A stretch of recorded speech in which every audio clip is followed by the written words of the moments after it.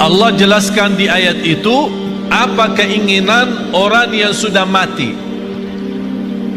Apa keinginan orang yang sudah mati, sudah masuk kubur, sudah lihat mungkar nakir, sudah dibertanyakan Rabbuka, Madinuka, Man Nabiyuka, dan sudah melihat gelapnya kubur, sudah melihat sempitnya kubur, tidak ada siapa-siapa yang membantu, hanya satu dia mohon kepada Allah.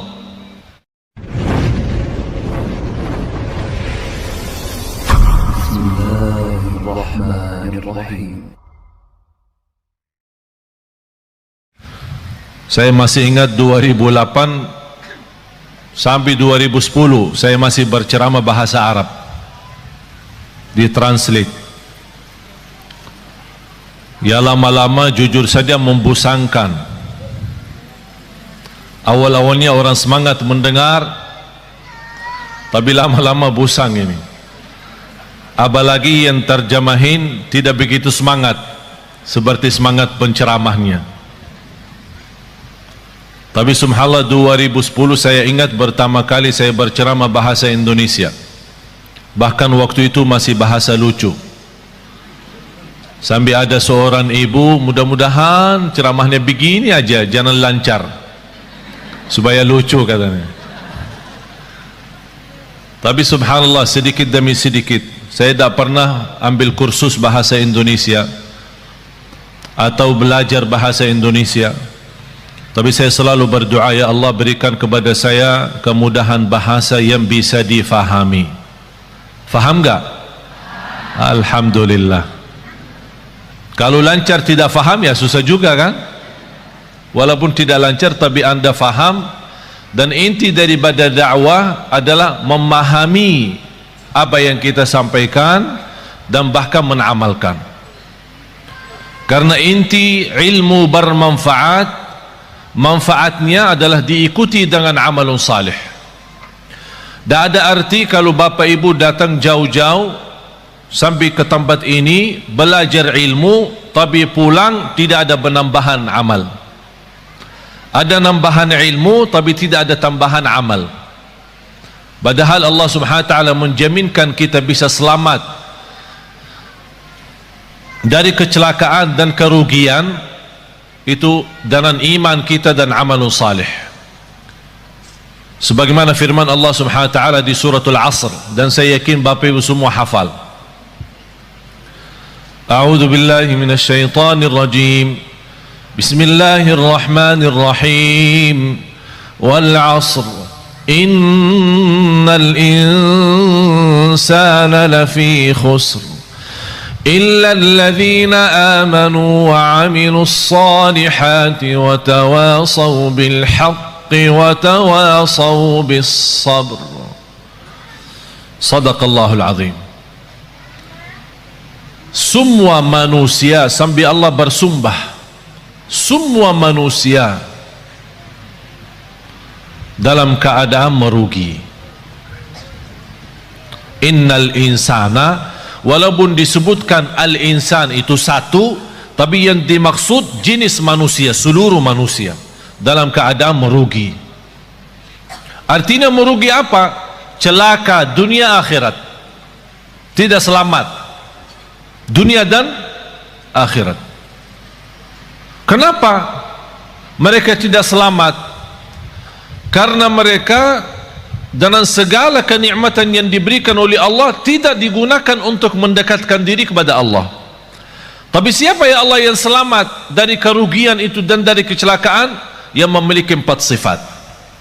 Illa alladhina amanu. Bisa terjamin tambahan iman dengan tambahan ilmu. Semakin tinggi ilmu kita, semakin kuat iman kita. Kenapa sekarang umat Islam zaman ini lemahnya iman? Karena kurang ilmu, bodohnya agama. Indonesia negara yang terbesar penduduknya Islam sedunia, dan sayang sekali Indonesia yang terbesar tidak bisa baca Quran.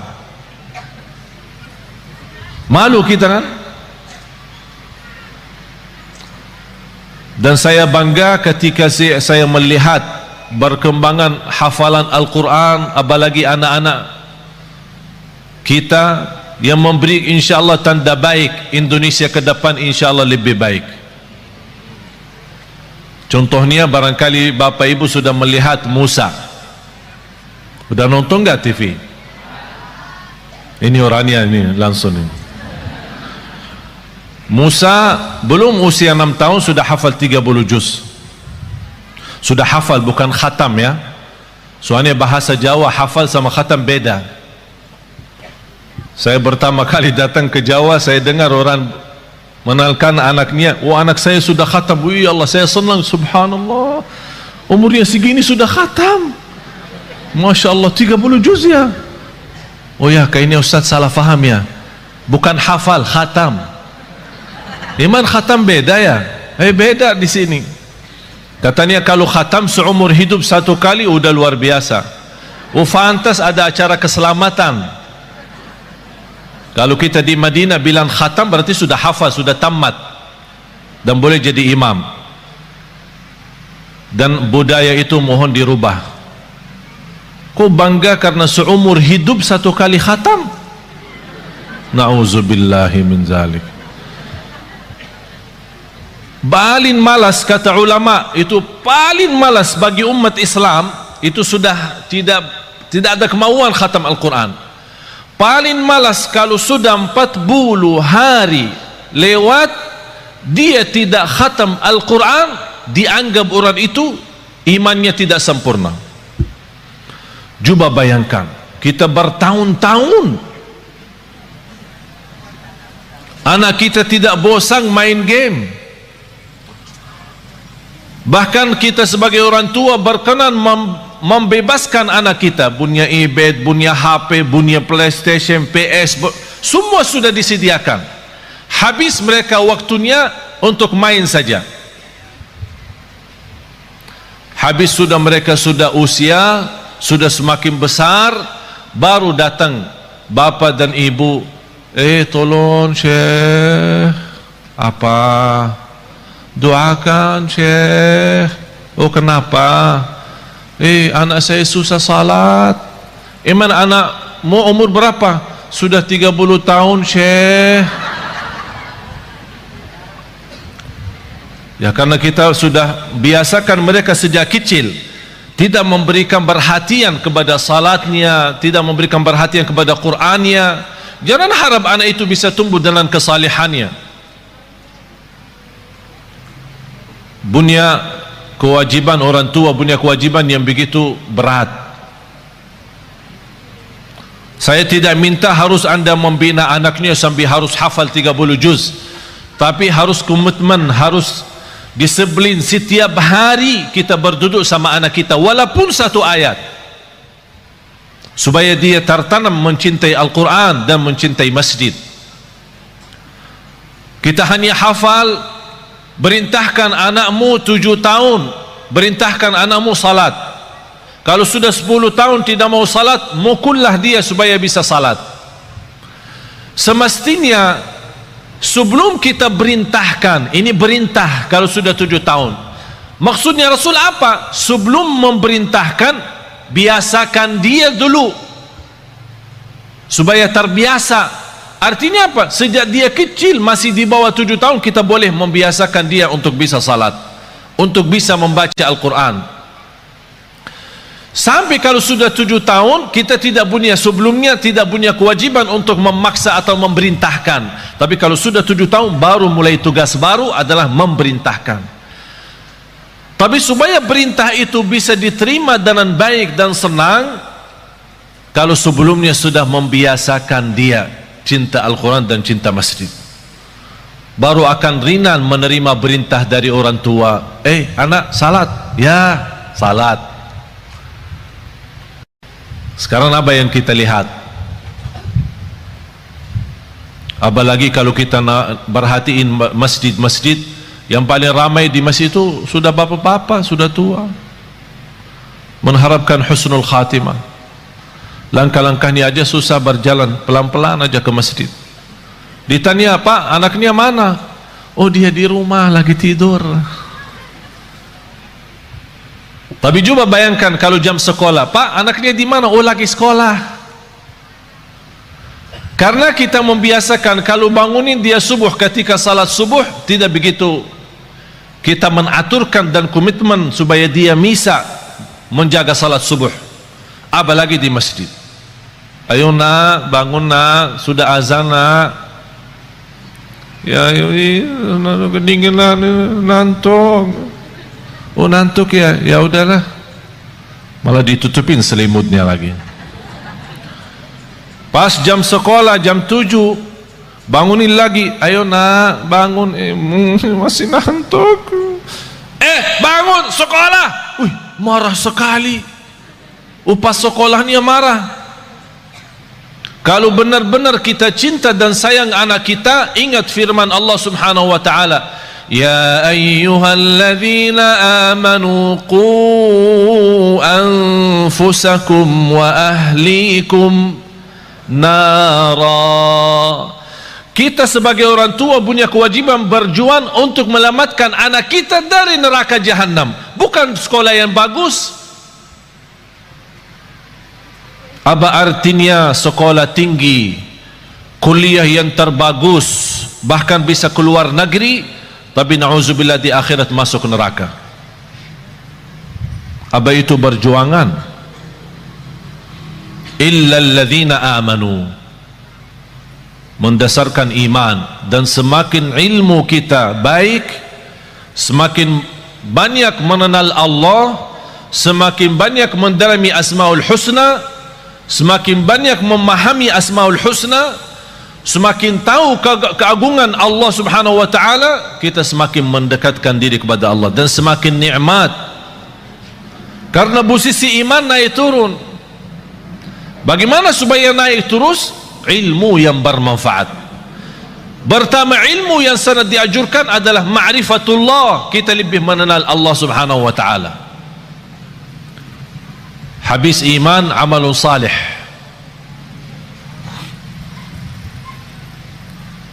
Dan amal salih itu kalau tambah iman tidak ada arti. Bapak Ibu, amalun salih tambah iman tidak ada arti. Ada enggak orang kafir dermawan? Ada. Terus masuk surga? Kenapa? Dia baik, dermawan, suka bantu yatim, padahal dia non muslim. Bantu yatim, bahkan bisa salurkan uang bangun masjid. Tapi amalan itu tidak ada arti amal salih dan kebaikan karena tambah iman, tidak ada iman. Tapi karena Allah adil, tidak ada balasan baginya di akhirat, tapi tetap karena adilnya Allah, Allah balas kebaikannya di dunia. Biarpun dia orang kafir, dia berbuat baik, Allah balas kebaikannya. Sehat, sukses usahanya, lancar. Dan adil Allah SWT. Tapi bagi orang beriman, Allah berikan 2 kali, di dunia dan di akhirat. Itulah kelebihannya iman. Oleh karena itu kalau kita membaca Al-Quran, selalu amal salih terlibat dengan iman. Amanu wa amilu, amanu wa amilu. Kalau tidak ada iman, tidak ada arti amal salih. Dan amal itu harus salih, bukan semua amal. Ada orang mewakafkan tanpa jualan minuman keras lillahi ta'ala. Amal kan? Saya nawaitu beramal. Oleh karena itu tidak boleh dinamakan amal jariyah, tapi dinamakan sedekah jariyah. Karena amal jariyah, amal yang dimaksud macam-macam, ada yang baik, ada yang buruk. Wa amilus salihat. Bapak Ibu, di antara amal salih yang sangat berguna bagi kita hidup maupun mati adalah sedekah. Terjamin berkah harta karena sedekah. Semakin banyak harta kita, semakin sedekah banyak, semakin berkah. Istilah berkah bukan artinya harta kita banyak. Walaupun harta kita sedikit, tapi karena sudah di dalamnya ada kata berkah, harta yang sedikit itu sangat berguna untuk kebutuhan kita. Ada orang kaya raya saya kenal tapi stres. Kaya raya, punya pesawat pribadi, rumahnya di mana-mana. Pas ketemu sama saya, pas isi acara di rumahnya, habis mulai tamu keluar, dia ajak saya ke dalam. Saya mau ngobrol sama saya. Pas begitu masuk, ada kantor pribadi beliau di dalam rumahnya. Begitu tutup pintu, malah dia peluk saya dan menangis. Pak, kenapa menangis? Takut. Apaan takut? Takut kehilangan harta itu. Takut miskin, takut sakit, takut celaka. Hartanya bisa sampai 7 turunan belum tentu habis, triliunan, tapi takut. Oleh karena itu Bapak Ibu, hidup sederhana apa adanya jauh lebih nikmat daripada berlebih-lebihan.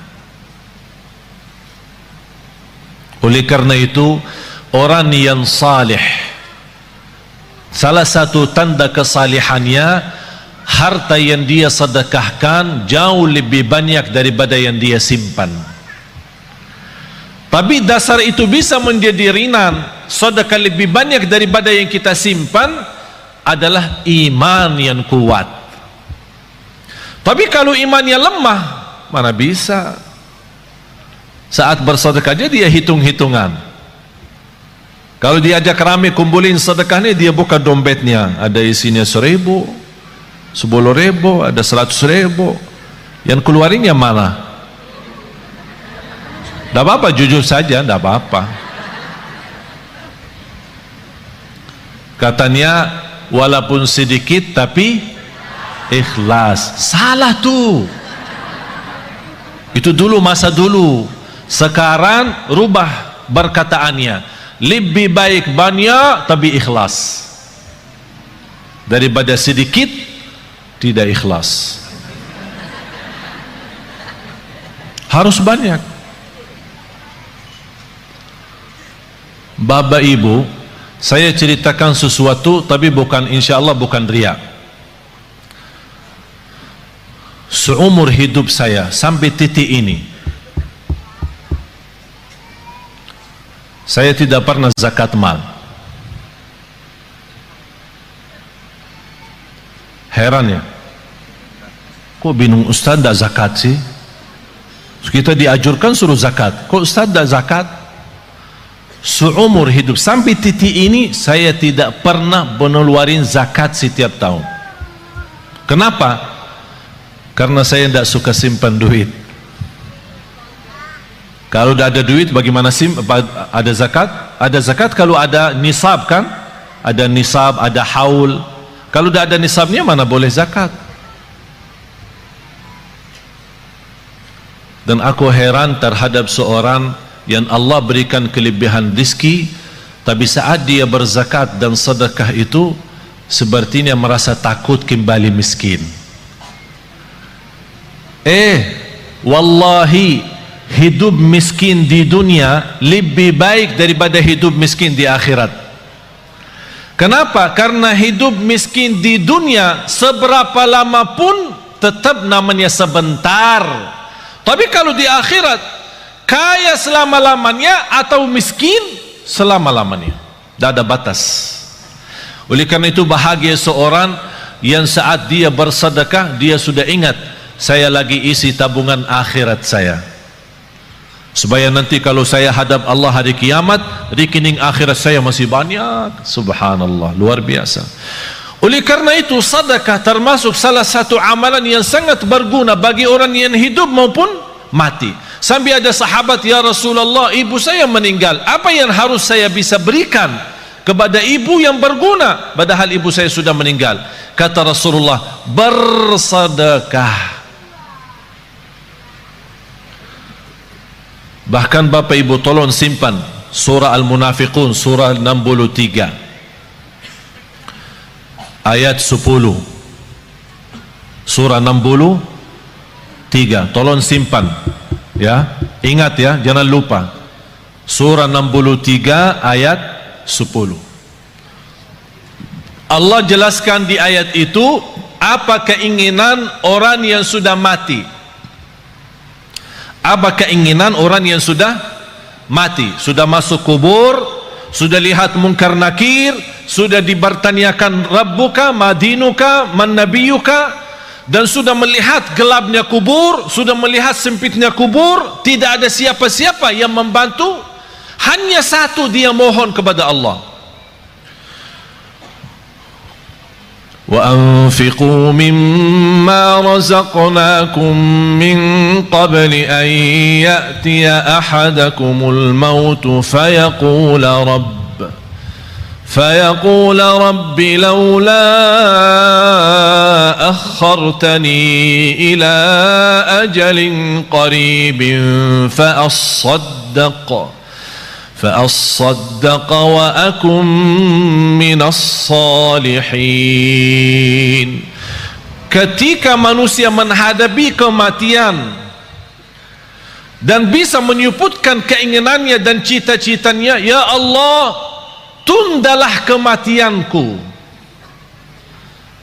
ya Allah, kembalikanlah aku dari kubur supaya aku bisa bersedekah kembali. Bukan bisa salat malam, bukan bisa baca Quran, bukan bisa puasa Isnin Kamis, bukan bisa berbakti baik sama orang tua, bukan supaya saya bisa haji umrah, bukan saya bisa nikmati Ramadan. Semua itu baik, tapi satu yang dia sebutkan, supaya saya bisa bersedekah kembali. Kenapa? Ulama menjelaskan, kenapa orang yang menghadapi kematian dan masuk kubur ingin kembali ke dunia untuk hanya bisa bersedekah lagi? Karena dia sudah lihat begitu dahsyat pahala sedekah yang telah dia berikan. Oleh karena itu dia mengharap, ya Allah, kalau memang begini, tolong kembali lagi ke dunia, tundalah kematianku supaya harta yang saya masih simpan bisa saya habiskan di jalanmu. Allahu Akbar. Sedekah itu luar biasa. Bahkan saking indahnya sedekah itu, Allah berikan satu pintu khusus namanya babus sedekah di surga. Jadi ada orang punya kelebihan apa? Ini ada babus sedekah masuk. Seperti Sayyidina Uthman. Sayyidina Uthman ibn Affan yang terkaya. Tahu enggak Bapak Ibu, ada satu cerita barangkali Bapak Ibu pertama kali mendengar. Sampai sekarang jarak kita antara kita sama Sayyidina Uthman 1400 tahun. Sampai sekarang ada satu rekening di bank di kota Madinah atas nama Uthman ibnu Affan radhiyallahu anhu. Sampai sekarang. Itu apa? Beliau kan orangnya dermawan, suka bersedekah. Di antara sedekahnya dia menwakafkan sumur air yang dimiliki oleh orang Yahudi. Orang Yahudi ketika di zaman Rasul, orang Muslim mau minum, dia jual mahal. Jadi orang yang mampu bisa beli, orang yang tidak mampu tidak bisa. Kata Sayyidina Uthman begini, satu hari saya bayar, satu hari saya bayar untuk umat Islam. Jangan tolak orang, biar apapun, seberapapun diambil, biarkan saja. Dan satu hari untuk kamu. Jadi kontrak, satu hari buat saya, satu hari buat kamu. Tapi apa yang terjadi? Di hari giliran Sayyidina Uthman, orang Yahudi suka mensusahkan orang Islam untuk menambil air. Beralasan air hari ini kurang, air hari ini tidak lancar, air hari sumurnya tidak begitu penuh. Banyak macam alasan membuat orang merasa kesusahan. Dapat berita oleh Sayyidina Uthman ibn Affan radhiyallahu an, langsung datang ke orang Yahudi, saya tawarkan, saya mau beli sumur itu. Orang Yahudi cintaannya harta. Dia berkata, kalau berani ya saya bayar, saya jual mahal. mahal banget. Tapi karena Sayyidina Uthman radhiyallahu anhu tidak pernah menghitung-hitungan kalau saat di jalan Allah, berapapun harta, berapapun biayanya, saya yang beli. Begitu sudah jadi membeli sumur air itu, kata Sayyidina Uthman, ya Rabbi, saksikan sumur ini wakaf lillahi ta'ala sampai hari kiamat. Sampai titik ini penghasilan sumur air sama kubun, ada satu kubun namanya kubun Sayyidina Uthman, dibeli sama, karena bukan hanya sumurnya, dibeli kubunnya, kubun kurma. Semua penjualan hasil kurma daripada airnya di mana-mana pun masuk rekening Sayyidina Uthman. Sampai dia meninggal dunia masih ada bergilar hartanya, terus berjalan. Subhanallah. Bapak Ibu, sedekah itu luar biasa. Terjamin husnul khatimah dengan sedekah. Wallahi, tidak ada orang yang istiqamah dan cinta sedekah pasti dapat husnul khatimah. Selamat dari kecelakaan, selamat dari kematian buruk. Kalau kita bilang kecelakaan termasuk kebakaran, bahkan disebut dalam hadis selamat dari kematian mendadak. Karena salah satu ciri hari kiamat, akhir zaman, banyak meninggal dunia mendadak. Pas naik mobil meninggal, pas lagi makan meninggal, mendadak namanya. Supaya selamat dari mendadak, jangan sampai kita mati dalam keadaan buruk maupun mendadak, jagalah sedekah. Allah lindungi dari kematian mendadak, dari kematian buruk, dari kematian kecelakaan. Bahkan sedekah itu menjaminkan ridha Allah. Sedekah itu membadamkan kemurkaan Allah. Kalau Allah lagi murka sama kita, Allah marah sama kita, supaya Allah angkat kemarahannya lewat apa? Bukan haji, umrah, puasa, tidak ada, sedekah. Terjamin terhapus dosa kita lewati sedekah. Semua yang saya sebutkan ada lebih daripada 100 manfaat daripada sedekah. 100 manfaat. Bahkan sedekah itu bisa menjadi berkah bagi keturunan kita. Siapa yang ingin punya anak salih salihah, jagalah sedekah. Siapa yang ingin berbakti baik sama orang tua, walaupun orang tua sudah meninggal dunia, lewati sedekah. Oleh karena itu Bapak Ibu, setiap anda bersedekah dimanapun, tolong jangan lupa nawaitu untuk orang tua. Bahkan ada satu riwayat diceritakan ketika orang tua meninggal dunia, mereka dalam keadaan susah, dihantarkan oleh malaikat membawa cahaya kepada mereka. Begitu mereka melihat munculnya cahaya dari jauh, mereka membuka matanya dan memperhatikan, itu dari mana cahaya itu? Cahaya yang menenangkan. Malaikat menjawab, ini cahaya sedekah anakmu. Subhanallah. Bahkan sedekah termasuk salah satu amalan yang melindungi kita dari siksa kubur. Semua kita akan sama-sama masuk siksa kubur. Semua akan masuk kubur. Rumah kita yang baru, tahu nggak rumah yang baru? Belum ya? Belum pernah ke sana ya? Belum. Biasa kalau kita mau beli rumah, kita biasa survei kan? Survei, senang beli, tidak senang cari yang lain kan? Kuburnya rumah kita yang baru. Sudah disurvei belum? Survei. Harus tahu rumah saya yang baru di mana, posisi saya di mana nanti, tetangga saya siapa, apakah dekat jalan raya atau dekat mall. Tahu, harus tahu kuburnya di mana.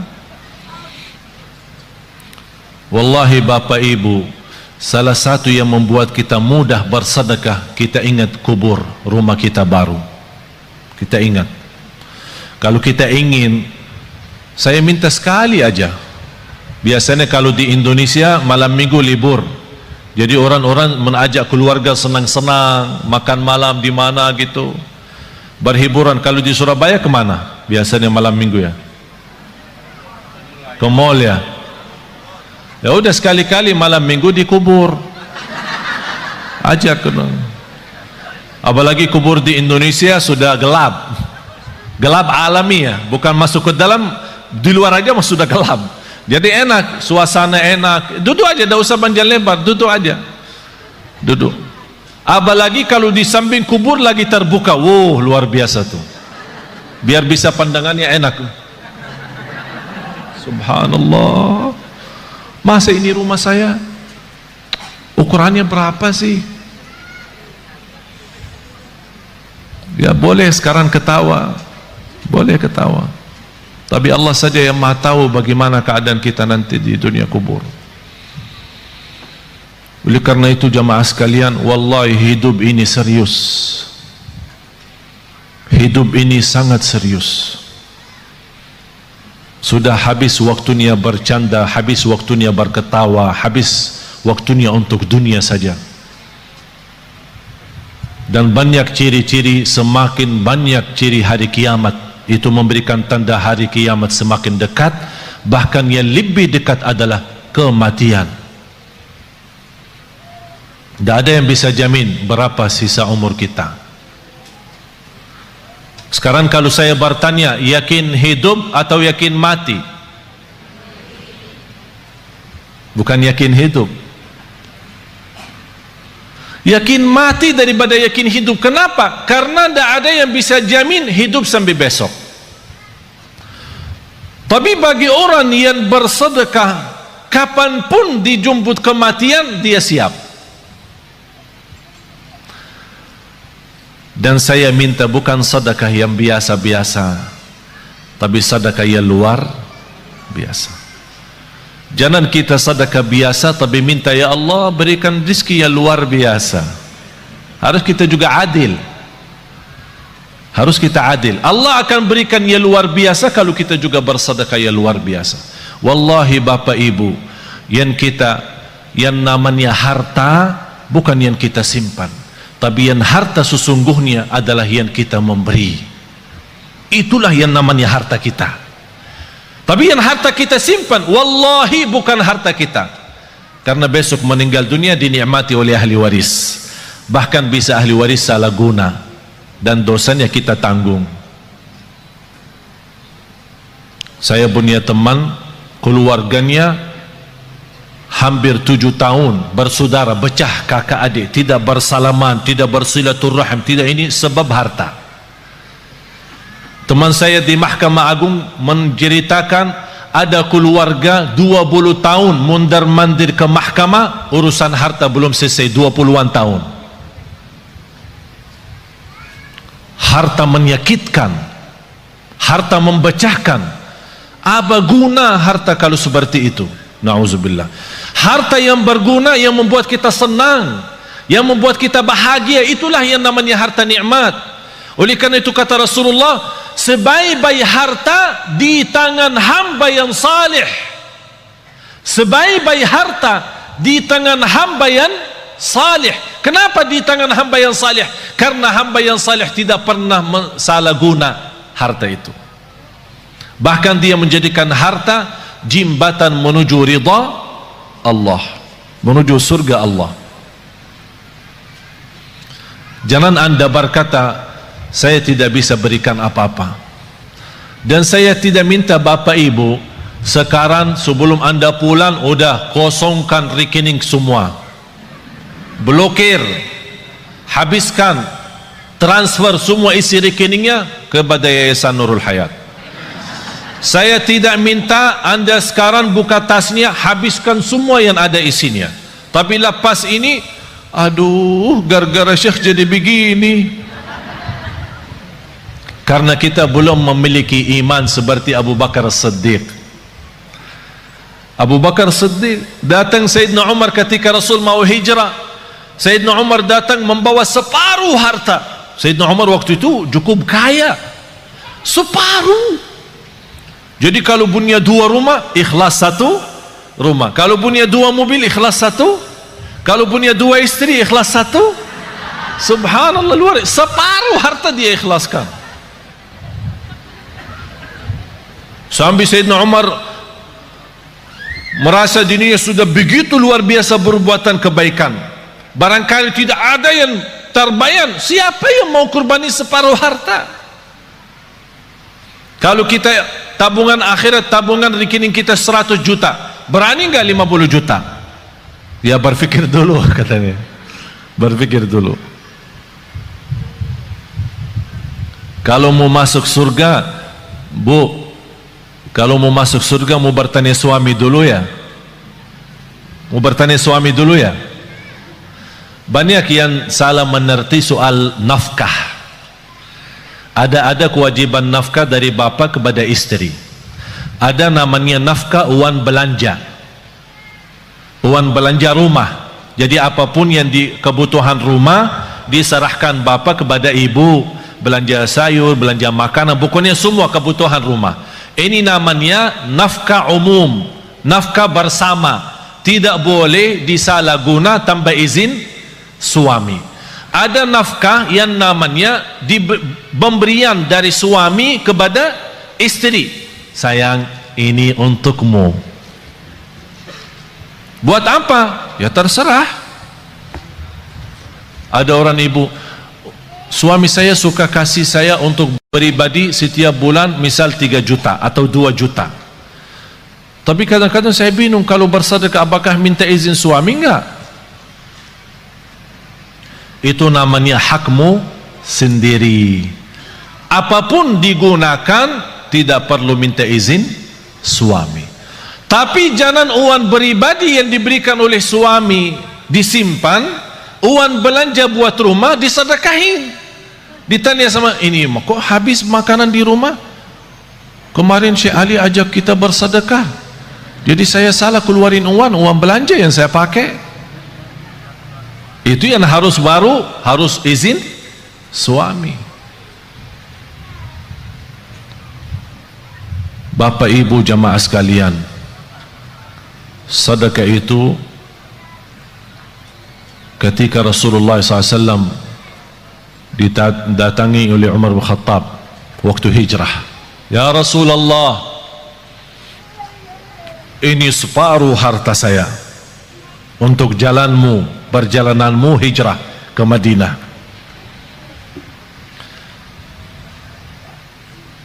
Rasulullah bertanya, apa yang kamu sisakan untuk keluargamu? Alhamdulillah masih tersisa separuh. Datang Sayyidina Abu Bakar, dilihat sama Sayyidina Umar, berapa sih mau diberi sama Abu Bakar? Aku aja sudah separuh. Tidak terbayang apa yang akan diberi oleh Sayyidina Abu Bakar. Ya Rasulullah, ini hartaku.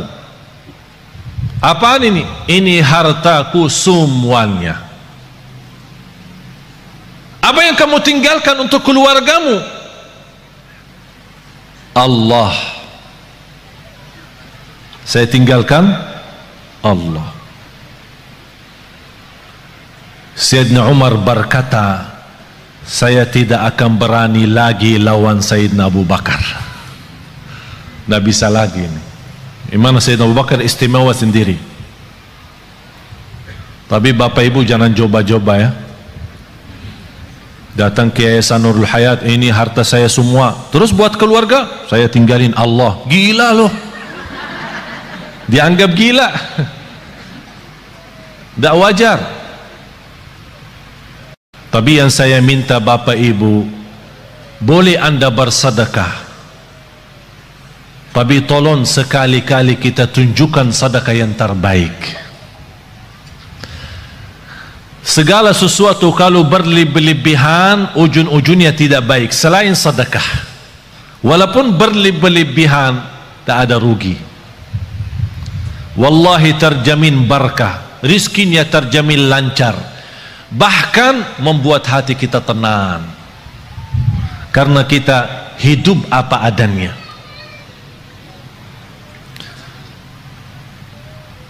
Ada satu amalan yang saya harap bapak ibu bisa amalkan. Dan sebenarnya saya selama di Indonesia, saya melihat gerakan zakat di Indonesia cukup luar biasa. Tapi Kenapa semakin banyak zakat mal tapi semakin bertambah kemiskinan? Padahal kalau kita lihat susunan rukun Islam, mulai syahadat, salat, zakat, puasa dan haji, terletak zakat di situ sebagai salah satu rukun Islam karena ujungnya untuk meningkatkan ekonomi umat. Tapi karena kita salah gunakan zakat, salah membagi zakat, menjadi akhirnya yang menerima zakat tetap menjadi tukang minta. Seperti beberapa waktu lalu di bulan puasa terjadi di Surabaya, membagi zakat 5.000. Sampai di kampung itu gesa-gesa orang, ada yang terinjak, ada yang terluka karena katanya zakat beroran 5.000. Ada di satu daerah 20.000. Ini bukan namanya zakat. Dan bukan begitu ajaran Islam untuk menjalankan zakat. Saya pernah diajak sama orang kaya kepada salah satu pesantren. Dia bawa uang banyak. Bayanan saya, dia musarahkan kepada pesantren untuk kebinaan. Pas begitu sampai di sana, dia minta anak-anak santri dikumpulkan. Semuanya antri satu persatu dan dia kasih mereka 50 beroran. Habis itu dia minta sama, ya Syekh tolong ikut bantu bagi. Tidak mau saya bagi, karena bapak itu salah menjalankan zakat seperti ini. Zakat itu lebih baik kita membina seorang, 2 orang, 3 orang, tapi bina total sejak dia kecil sampai besar. Dia anak yatim sampai dia tamat sekolah, bahkan kuliah sampai dia bisa mandiri sendiri. Itulah namanya zakat yang bisa membuat orang lain bisa hidup mandiri, bahkan besok dia bisa memberi zakat daripada menerima zakat lagi. Kalau kita kenal keluarga miskin, kita bisa memberikan modal bisnis dengan kontrol. Kita buat program dan kita tetap kontrol mereka supaya tidak salah guna modal itu. Insya Allah yang pertama menerima modal dari zakat, besok dia sukses dan maju usahanya, dia akan memberikan zakat. Sampai datang satu waktu seperti Sayyidina Umar ibn Abdul Aziz, orang bawa zakat, wahai Amirul Mukminin, kami punya uang zakat tapi tak ada yang terima. Ternyata karena semua penduduk di zaman Umar bin Abdul Aziz adalah memberi zakat, tak ada yang menerima lagi. Kenapa? Karena zakat saat itu betul-betul untuk membina, bukan hanya sebatas bagi. Oleh karena itu saya harap termasuk Yayasan Nurul Hayat tolong difikirkan bagaimana cara orang-orang yang kita lihat dia baik, salih, salihah, tapi dibutuhkan pimpinan, dibina mereka supaya mereka bisa berusaha sendiri, berbisnis sendiri, apapun yang mereka mampu, apa itu dalam jahitannya, apakah itu dalam masakan makanan, apa itu, apa saja kemampuan mereka, kita bisa support mereka dengan modal zakat. Nanti dari situ awal-awalnya bisa 1 tahun 2 tahun dia tetap menerima, tapi besoknya insya Allah terjamin dia akan memberi. Akhirnya lama-lama semakin sedikit berkurang menerima, semakin banyak bertambah memberi. Akhirnya di situ tambah kekayaan umat dan terlihat ekonomi umat Islam semakin membaik. Itulah inti daripada zakat. Oleh karena itu jamaah sekalian, kalau anda punya uang untuk zakat, jangan dipecahkan.